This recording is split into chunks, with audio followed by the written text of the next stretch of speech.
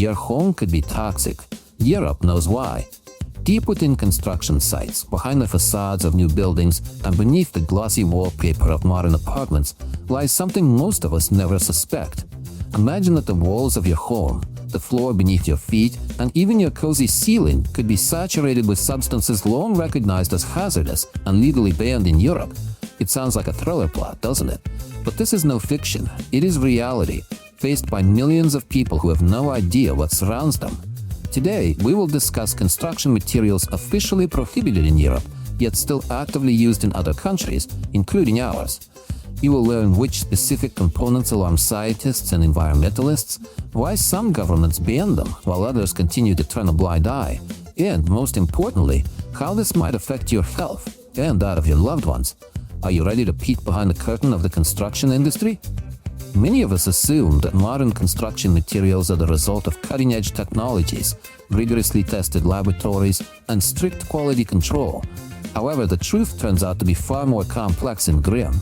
Take asbestos, for example, a mineral widely used throughout the last century in roofing slate, thermal insulation, and even gates. Its fibers possess remarkable strength and fire resistance, yet they are among the most dangerous carcinogens known. In Europe, asbestos has been banned since the early 2000s, and not without reason. Inhaling even microscopic particles of this substance can lead to mesothelioma, a rare and aggressive form of lung cancer.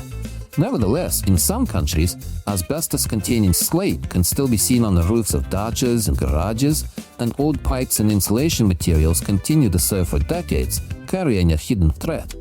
Why hasn't this material disappeared entirely? The answer lies in economics. The cheapness and availability of asbestos-containing products make them attractive to builders despite obvious risks. But asbestos is merely the tip of the iceberg. Another alarming example is formaldehyde, found in many particle board, MDF, and adhesives used for laminate flooring.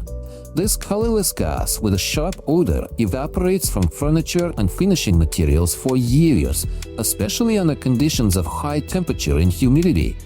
In Europe, its use is strictly regulated, and the concentration in residential indoor air must not exceed a certain threshold.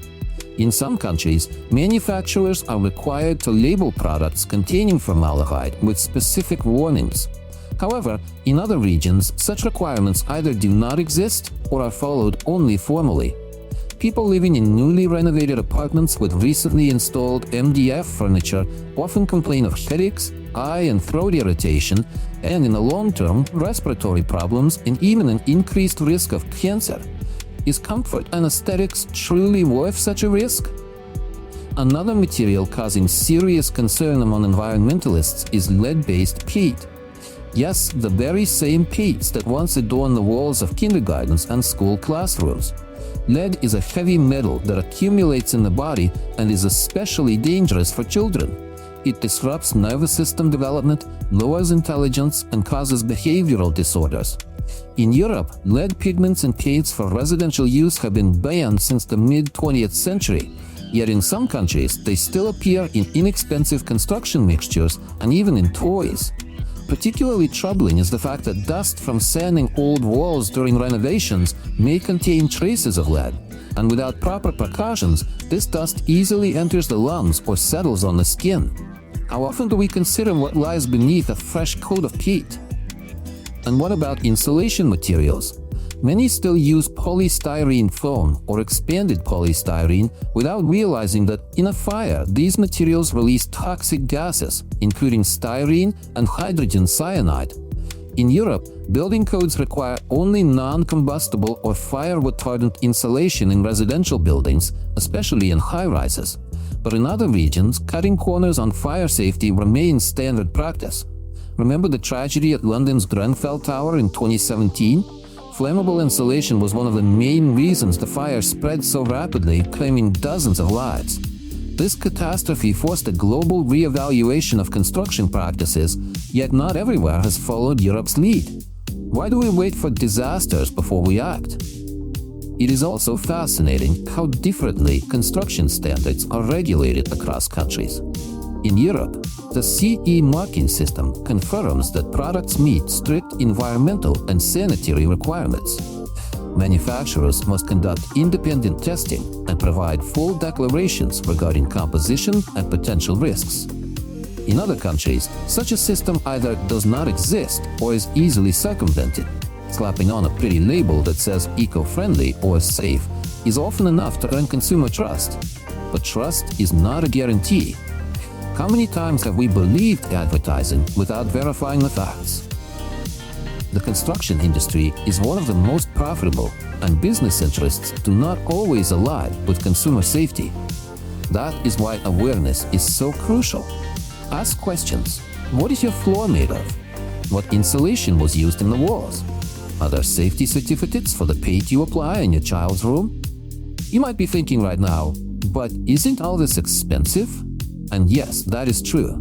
Safe and eco-friendly materials often cost more. But does health have a price? Is peace of mind for your children, your breathing, the air in your own home something you can measure in rubles or dollars? Fortunately, more and more companies now offer alternatives. Formaldehyde-free fiberboards, mineral wool instead of polystyrene foam, water-based paints without heavy metals. These solutions are no longer exotic. They are a real, accessible choice for anyone willing to learn a bit more and approach renovation with greater care. After all, a home is not just square meters. It is where we spend most of our lives, where we breathe, sleep, and raise our children. And it must be safe. So, what should you do if you already live in an apartment built with questionable materials? First of all, do not panic. Not all materials are immediately dangerous. Risk arises mainly from damage, heating, or prolonged exposure. Ventilate your rooms, use air purifiers, and avoid sanding or cutting old panels and paints without protection. And if you plan a renovation, choose reputable suppliers, demand certificates, and read ingredient lists. Information is your strongest ally. And remember, every conscious choice you make is a step toward a healthier future. Do not wait for laws to change. Start with yourself. Learn more, share knowledge with loved ones, ask questions of your contractors. Because true safety begins not with bans, but with awareness. And you can be the one to change the situation, at least in your own home.